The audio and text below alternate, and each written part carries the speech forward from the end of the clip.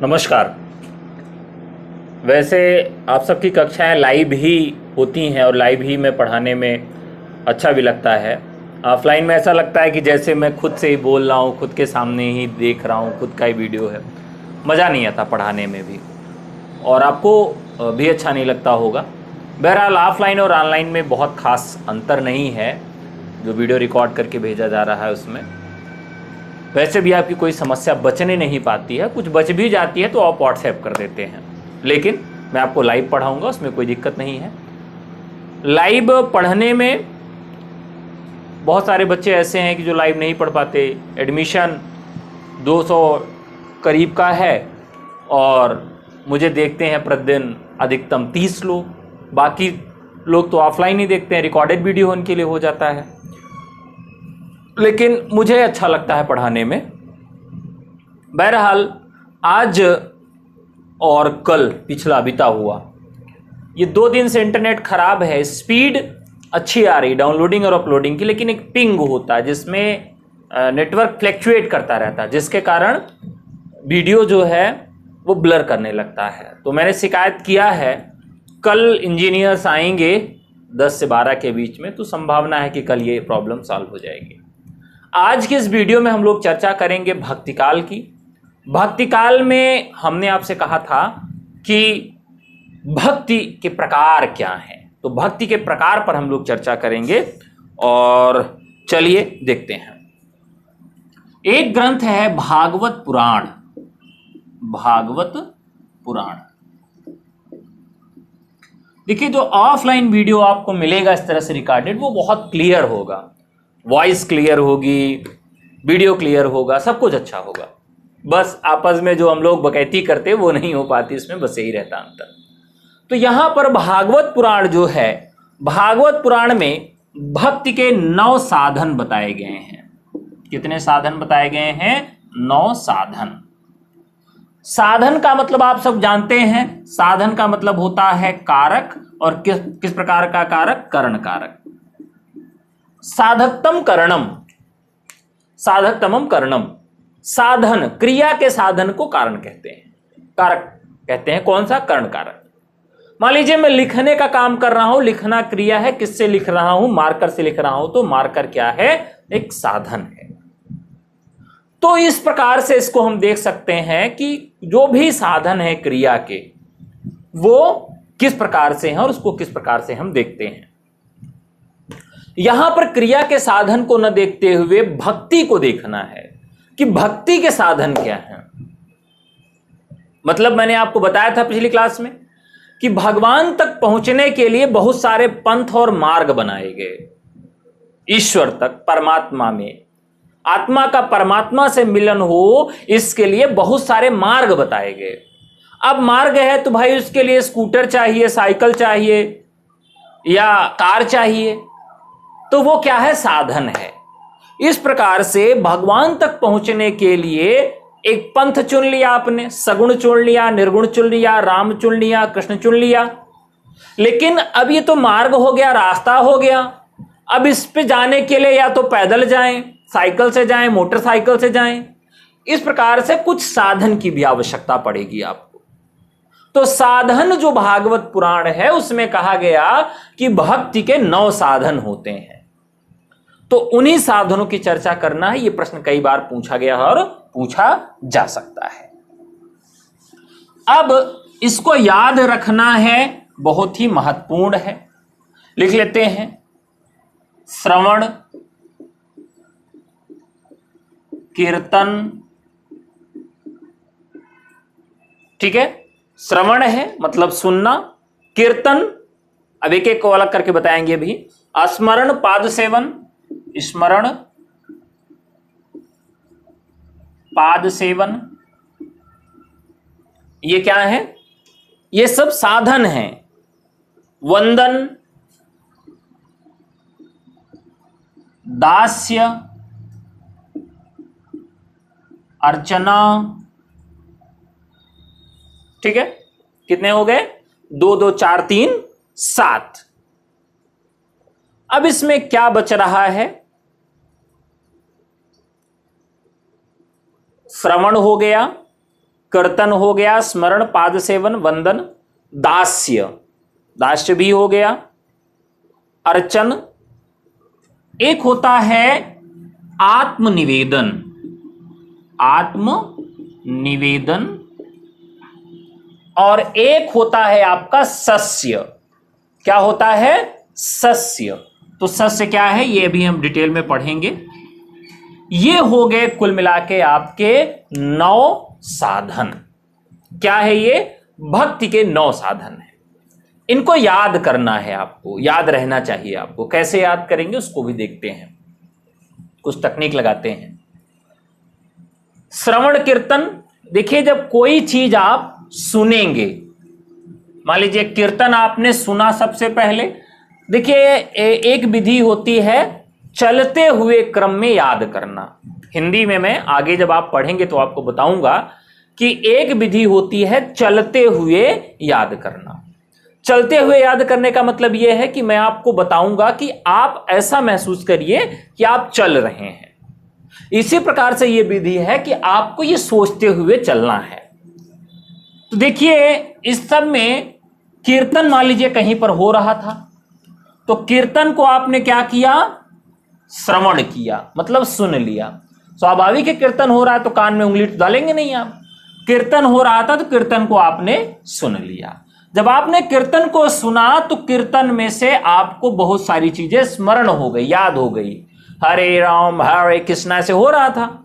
आपने क्या किया? सबसे पहले कीर्तन को सुना और सुनी हुई कुछ चीजें याद हो गई, स्मरण हो गई। तो श्रवण, कीर्तन और स्मरण, ये 3 चीजें आपको याद हो गई। अब फिर क्या होगा? आप दास्य बन गए। क्या बन गए? आप दास्य नहीं बने, छोड़िए, पहले और आगे और मजेदार ढंग से बताते हैं। श्रवण कीर्तन स्मरण, कहीं आप जा रहे थे, आपने कीर्तन सुना और कीर्तन आपको याद हो गया, और फिर बाद में क्या हुआ? आपकी आत्मा ने निवेदन किया आपसे, आपकी आत्मा ने निवेदन किया आपसे, और फिर क्या हो गया? जब आपकी आत्मा ने, यहां थोड़ा सा गड़बड़ी हो गया, आपकी आत्मा ने आपसे निवेदन किया कि यार ये तो बहुत मजेदार चीज है, चलो यही करते हैं अब, और आपने फिर वही करना चालू कर दिया। अब क्या होगा? वंदना, अर्चना आपकी सखियां बन जाएंगी, और क्या करेंगी? आपका पैर दबाएंगी। क्लियर? मैं बताता हूं और अच्छे समझिए।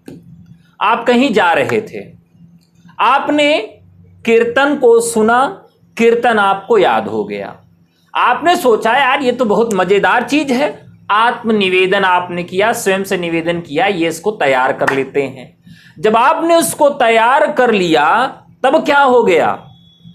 तब अर्चना और वंदना आपकी दासी हो गई एकदम से, और उन्होंने आपसे मित्रता भी करनी चाहिए कि भाई मैं सखी हूं तुम्हारी और तुम्हारी दासी भी हूं, और मैं तुम्हारा अब पैर भी दबाऊंगी। इतना इंप्रेस हो गए आपसे। तो ये चलते हुए क्रम में आप इसको याद कर रहे हैं। कहीं आप जा रहे थे, आपने कीर्तन सुना, श्रवण कीर्तन, फिर आपने उसको स्मरण कर लिया, फिर आपने स्वयं से आत्मनिवेदन किया कि यार बहुत अच्छी चीज है। जब आपने आत्मनिवेदन कर लिया उस श्रवण कीर्तन का, स्मरण का, फिर क्या हुआ? अर्चना और वंदना नामक 2 लड़कियां आपकी सखी बनने की प्रयास करने लगी कि मैं आपसे मित्रता करूंगी, और वो आपकी दासियां भी बनने के लिए तैयार हो गई। तो सख्य और दास्य भी हो गया, और अंत में उन्होंने कहा कि यहीं तक बात नहीं खत्म होती, मैं आपका पाद सेवन भी करूंगी, आपका पैर भी दबाऊंगी। तो इतना प्रभाव पड़ गया। अब देखिए मजाक मजाक में चलते हुए क्रम में आपने ये 9 जो भक्ति के साधन है याद कर लिए। अब एक एक पर हम लोग चर्चा करेंगे कि ये भक्ति के साधन हैं क्या। सबसे पहला जो है उसको हम कहते हैं श्रवण। श्रवण का मतलब होता है सुनना। ईश्वर की जो लीलाएं हैं, ईश्वर के जो गुण हैं, ईश्वर का जो नाम है, तो ईश्वर के लीलाओं को, गुण को और उसके नाम को सुनना, यह क्या है? श्रवण है। जैसे बहुत सारे लोग क्या करते हैं, सुनने जाते हैं भागवत कथा, क्या सुनते हैं उसमें? ईश्वर का नाम, ईश्वर के गुण, ईश्वर के कथन, ये सारी चीज उसमें क्या करते हैं? आप इस श्रवण करते हैं, सुनते हैं। श्रवण के बाद क्या आता है? कीर्तन। जब आपने बहुत सारी चीजें सुन ली, आपके अंदर इतना ज्ञान हो गया, तब आप क्या करेंगे? उसको गाएंगे, गाकर दूसरों को बताएंगे कि ये पायो जी मैंने राम रतन धन पायो, पायो जी मैंने राम रतन धन पायो। अब ये श्रवण किया आपने, तब आपको मालूम चला और आपने एक कान दबाया और दूसरे तरीके तंबूरा निकाल के चिल्लाने लगे। आप जानते हैं कि कान दबाकर क्यों चिल्लाते हैं लोग? जब वो कान दबाते हैं तो उससे क्या करते हैं? वो कान छू के अपने गुरु को याद करते हैं। ऐसा नहीं कि अपना एक कान दबा के चिल्ला रहे हैं, कम से कम उनको न सुनाई दे, वो मामला नहीं होता। तो यहां पर जो कीर्तन है, जब आप किसी ईश्वर के गुण, कथन और भाव को सुनेंगे तो बाद में क्या करेंगे? उसके कीर्तन, उसकी कथाओं को आप कहेंगे, उसका पाठ करेंगे।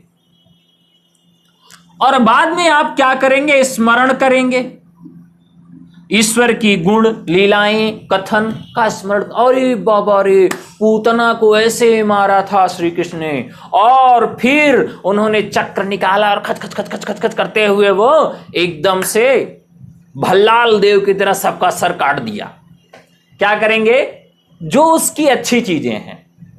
देखिए, यही आपको मैं बताऊंगा कि एक स्थिति ऐसी आ जाती है जब व्यक्ति अपने प्रेमी को ईश्वर मानने लगता है और ये सारी की सारी साधनाएं उसमें आ जाती हैं। वो अपने प्रेमी के विषय में सारी चीजें सुनता है। जैसे मैं मीराबाई पे सारे कॉन्सेप्ट को अगर लागू करूं तो देखिए मीराबाई क्या करती हैं। मान लीजिए बहुत सारे प्रेमी अपने प्रेमी के विषय में बहुत सारी चीज जानना चाहते हैं कि वो बाइक 180 की स्पीड में चलाता है, वाह वेरी गुड, अच्छा, ये टी शर्ट पहनता है, ये गॉगल इस तरह लगाता है, बाल इस तरह से रखता है। ये सारी चीजें वो क्या करता है, उसमें बातचीत होती है। अब आप सोचिए कि ये सारी चीजें करके वो उसका कीर्तन भी करने लगता है, लोगों को बताने लगता है मेरा बॉयफ्रेंड ऐसा है, मेरी गर्लफ्रेंड ऐसी है, मेरी पत्नी ऐसा है, मेरा पति ऐसा है। कीर्तन स्मरण भी करने लगे, मुस्कुरा रहे हैं मैसेज करते हुए, ओहो किस तरह से बाइक ऐसे उड़ाया था, स्मरण कर रहे हैं। तो ये जो कॉन्सेप्ट है श्रवण, कीर्तन और स्मरण का, ये भक्ति के साधन है। फिर इसी में है पाद सेवन। पाद सेवन का मतलब है कि जब आप किसी से बहुत ज्यादा इंप्रेस हो जाते हैं, कई बार मन करता है कि मैं इसके चरणों में समा जाऊं और सर्वस्व अपना लुटा दूं। जब आप किसी के विषय में सुनते हैं, उसके विषय में गाते हैं, उसकी बातों को याद करते हैं, तो आपको लगता है मेरा मुझ में कुछ नहीं, जो कुछ है सब तेरा, तेरा तुझको सौंपता क्या लागे मेरा। तो आपके अंदर पाद सेवन मतलब ये कि उसके पैरों में खुद को समर्पित करने की भावना आपके अंतर आ जाती है। वंदन।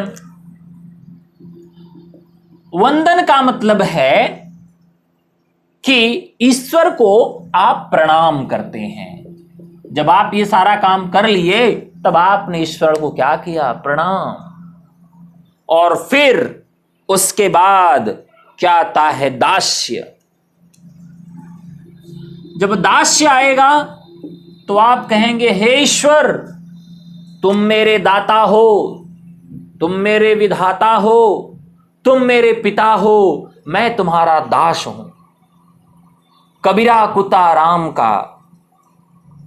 अब कबीर स्वयं को राम का कुत्ता कहने लगते हैं। कबीर के अंदर दास्य भाव आ जाता है। वो स्वयं ईश्वर को अपने पति के रूप में स्वीकार कर लेते हैं। ये दास्य भाव है, दास। तो ये दास्य भाव हो जाता है। अब दास्य के बाद भी और क्या आता है? अर्चन।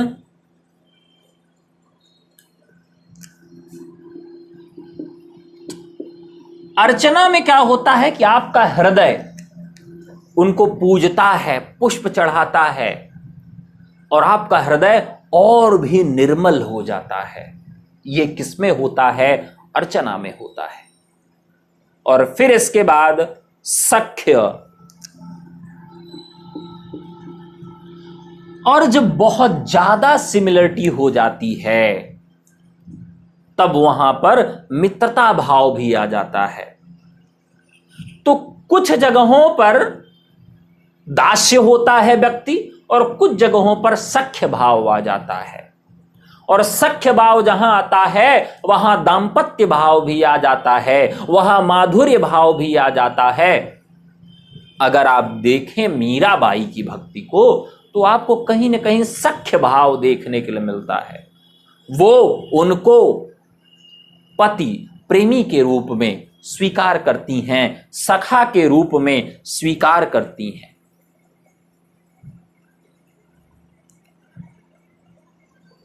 अब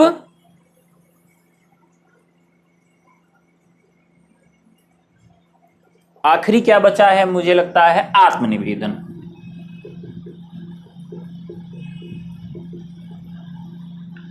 एक, दो, तीन, चार, 5, 6, 7, 8, 9। आत्मनिवेदन में क्या करता है साधक? वो पूर्णतः ईश्वर के सामीप्य जाता है और अपनी आत्मा अर्थात अपने सर्वस्व को ईश्वर के प्रति भेंट चढ़ा देता है, ईश्वर को भेंट चढ़ा देता है। तो ये हो गए कुल मिलाकर आपके जो भाव हैं। अब हम लोग चर्चा करेंगे कि किसकी भक्ति किस प्रकार की है। ठीक है, किसकी भक्ति किस प्रकार की है। जैसे तुलसीदास जो हैं, इनकी भक्ति को दास्य भाव कहा गया है कि इनकी भक्ति में क्या है? दास्य भाव है। ठीक है।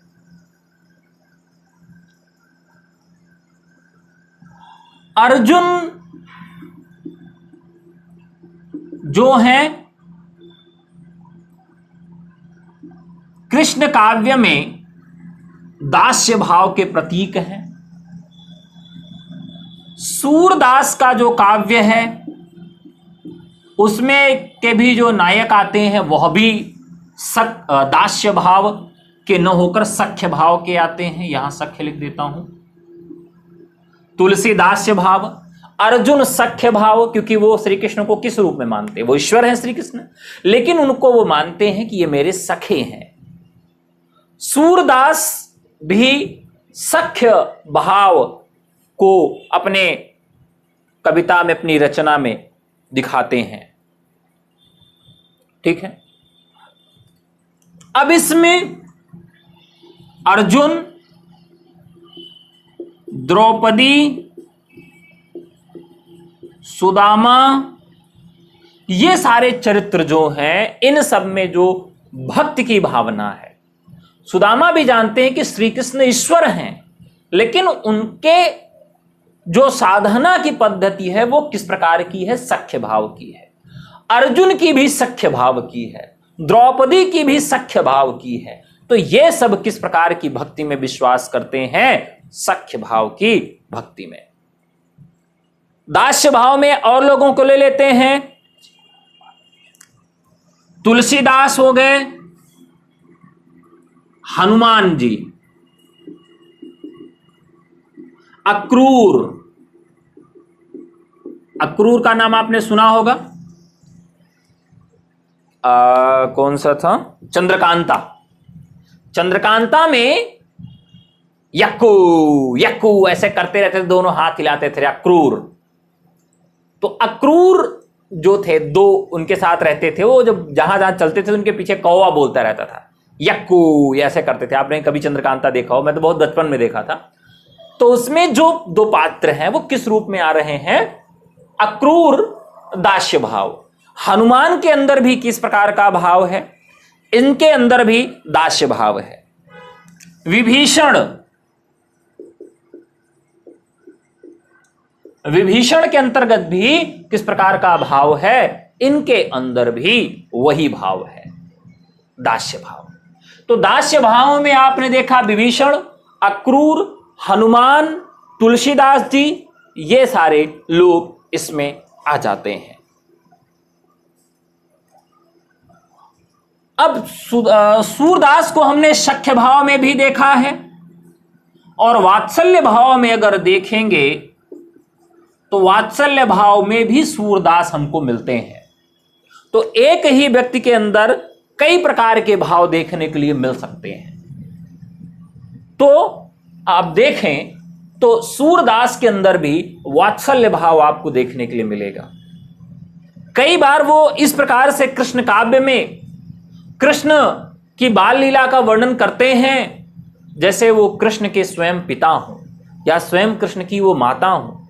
इस प्रकार का वात्सल्यपूर्ण और इतना बारीक वर्णन करती हैं, ऐसा लगता है कि वो पूरी घटना उनके सामने ही घटित हो रही है।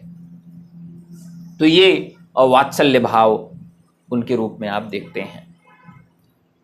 आगे एक और भक्ति है माधुर्य भाव। जो माधुर्य भाव है ये किसके अंदर देखने के लिए मिलती है?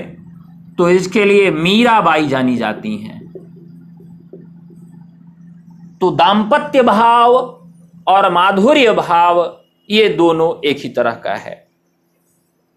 इसके बाद आता है शांत भाव। शांत भाव की जो भक्ति है वो वल्लभाचार्य के यहां देखने के लिए मिलती है, कबीर के यहां भी देखने के लिए मिलती है, और कबीर आपको दास्य भाव में भी मिल जाएंगे। ये कुछ भाव वाली प्रश्न हैं जो आपके यहां परीक्षा में पूछे जाते हैं कि दास्य भाव की भक्ति किसकी किसकी है, वात्सल्य भाव की भक्ति किसकी है, माधुर्य भाव। तो दाम्पत्य और कांता भाव दोनों कहा जाता है। कांत माने पति, तो कांता भाव और माधुर्य भाव और दाम्पत्य भाव तीनों भक्ति मीराबाई में, शांत भाव कबीर और वल्लभाचार्य में, सूरदास वात्सल्य में, अर्जुन द्रौपदी और सुदामा सख्य भाव में, तुलसी हनुमान अक्रूर और विभीषण कबीर दास्य भाव में। इस प्रकार से इनकी भक्ति को भी आप देख सकते हैं।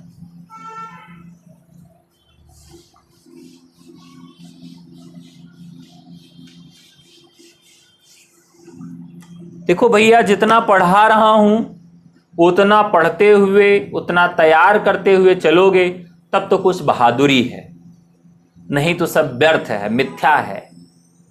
तो व्यर्थ और मिथ्या मत करो, पढ़ लो। जितना कह रहा हूं प्रश्न आप बनाते चलो, ठीक है।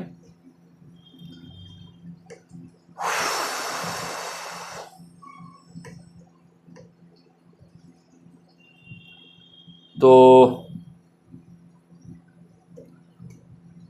कुछ चीजें और मैं इसको स्पष्ट तौर पे बता देता हूं।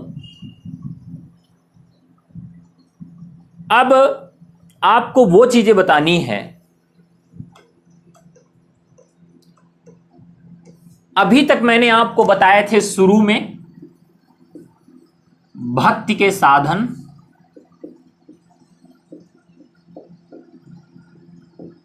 और भक्ति के साधन के बाद मैंने चर्चा किया भक्ति की प्रकार, भक्ति के प्रकार। और वो भक्ति के प्रकार जो होते हैं वो कितने प्रकार के होते हैं? तो भक्ति के प्रकार 5 प्रकार के होते हैं, जिसमें सबसे पहला दास्य है, जिसकी चर्चा मैं कर चुका हूं। दास्य के बाद आपका सख्य है। सख्य की देखिए, साधन और प्रकार कई चीजें दोनों में मिलेंगी आपको, तो आप उससे परेशान मत होइएगा।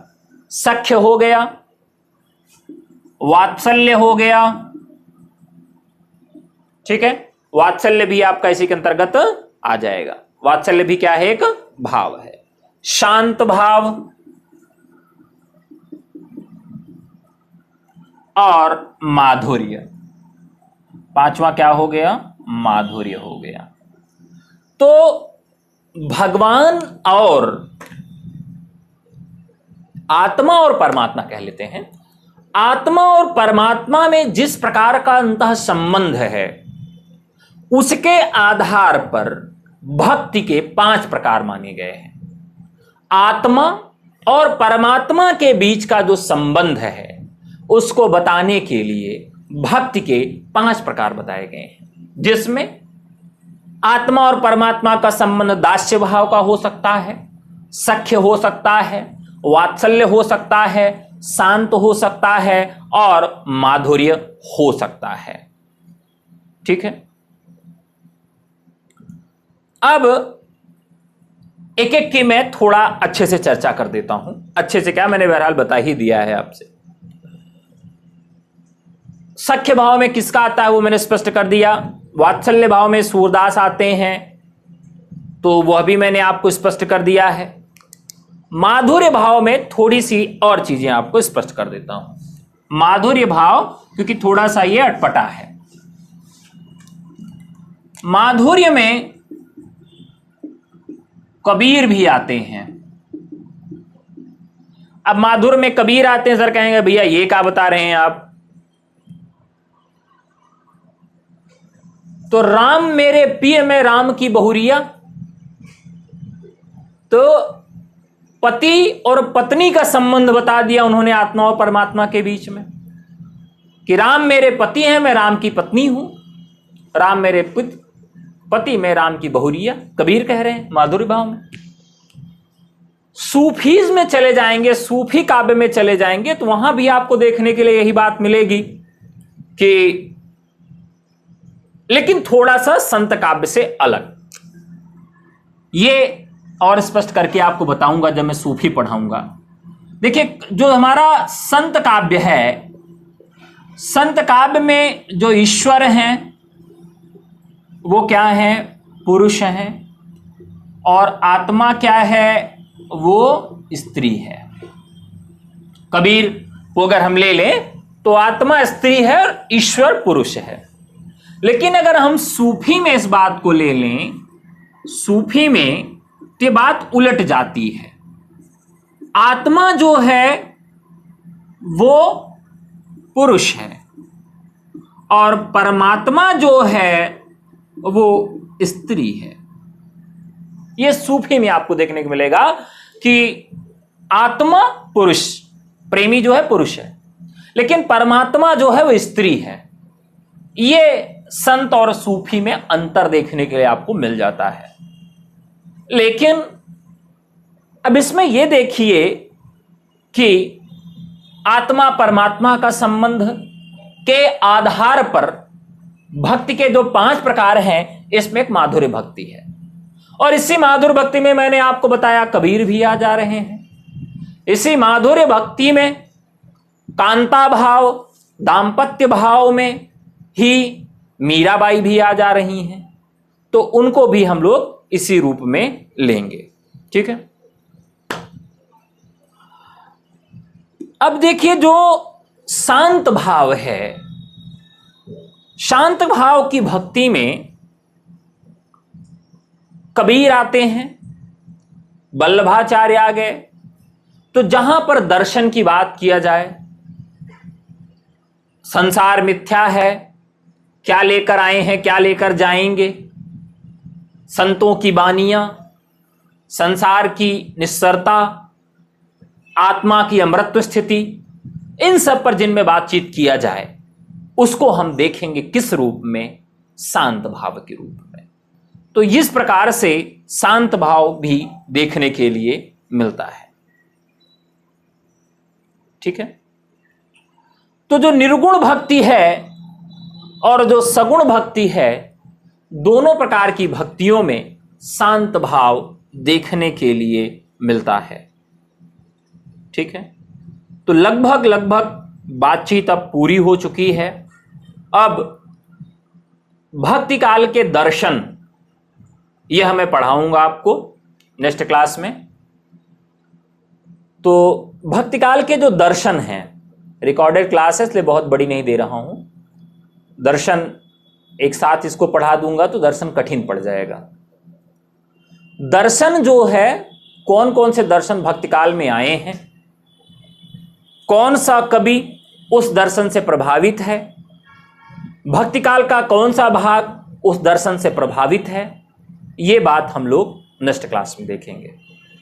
कल संडे है तो सोमवार को आप सबसे मुलाकात होगी। कोर्स को लेकर बहुत चिंतित मत रहिए आप सब। टीजीटी पीजीटी वाले तो एकदम से दिक्कत में ना रहें और DSSB वाले भी एकदम से दिक्कत में ना रहें। थोड़ा सा सोचना पड़ सकता है यूजीसी वालों को, क्योंकि उनका एग्जाम अक्टूबर या नवंबर में हो सकता है। तो यूजीसी वालों को केवल इतना सलाह दूंगा कि जो भी चीजें आपके यहां टेक्स्ट के रूप में लगाई गई हैं, उपन्यास, रेखा चित्र, संस्मरण, जीवनी, रेखा, जितनी भी गद्य विधाएं, काव्य विधाएं हैं, क्योंकि उसको मैं पूरा पढ़ा नहीं सकता। क्यों नहीं पढ़ा सकता? मान लीजिए 500 पेज का राग दरबारी उपन्यास रख दिया गया, तो मैं उपन्यास कैसे पढ़ाऊंगा आपको? तो उपन्यास तो आपको ही पढ़ना है, और उसमें से क्या पूछा जाएगा? पूछ लिया गया कि ये कथन किसने कहा और किससे कहा है, तो ये तो मैंने आपको नहीं पढ़ा सकता। आप पढ़े रहेंगे तभी बता सकते हैं कि ये कथन इससे इसने कहा है। हाँ, उससे संबंधित नोट्स जो हैं वो आपको हम प्रोवाइड करवा देंगे, उसकी एक सारगर्भित चर्चा आपसे हम कर देंगे, किस तरह के प्रश्न पूछे जाएंगे उस पर एक चर्चा कर देंगे। लेकिन एक एक पेज पलटवा कर मैं आपको पढ़ा नहीं सकता कि मैं डंडा लेके बैठ जाऊं और कहूं पढ़ो राग दरबारी, ये तो संभव नहीं है। ये आपको जितने भी उसमें टेक्स्ट लगे हुए हैं यूजीसी में, वो आपको खुद ही करने हैं। ठीक है, तो आप सबसे मुलाकात होगी अब नेक्स्ट क्लास में। ठीक है, तब तक के लिए धन्यवाद।